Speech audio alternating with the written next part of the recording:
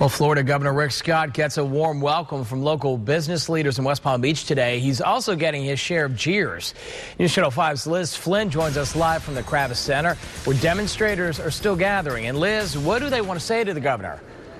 Well, they want to tell the governor they feel he is putting the needs of businesses ahead of the needs of the people. You can see them standing out here behind me now. Many of these folks here earlier in the day. Still, Governor Rick Scott defending his decision and his position.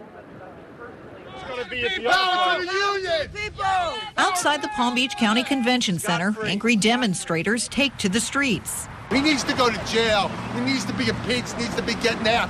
Marge Keller, a media specialist at Golden Grove Elementary School, said she had to be here. The only focus is on testing, and there's no focus on any kind of teaching. And it's very sad that there's just not the opportunity for kids to get teaching instead of testing.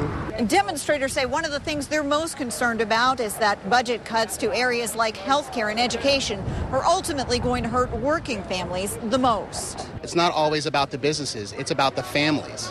It's about the working class. That's what it's about. And if one group suffers, we should all suffer. So there should be no tax breaks for a special interest. This area is very aggressive in making sure business grows here. Throughout his campaign, Governor Rick Scott has called for running Florida more like a business to bring in business. He says it's part of his plan to bring 700,000 jobs to Florida in the next 7 years. He's standing by his decision, despite critics calling his $5 billion cuts to this year's budget too deep. We've got to make sure that we're efficient with the dollars, make sure that we have programs that work. And so I'm going through every agency, and it's accountability. It's looking, how do we make sure, because they're not unlimited dollars, unfortunately. With limited dollars, how do we make sure that we have the dollars to take care of the needy? And that's what we're going to continue to do. The AFL-CIO is calling on union workers across the country to demonstrate today because it's the 43rd anniversary of the assassination of Dr. Martin Luther King Jr.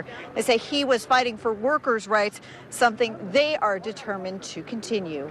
Live in West Palm Beach, Liz Flynn, WPTV News Channel 5.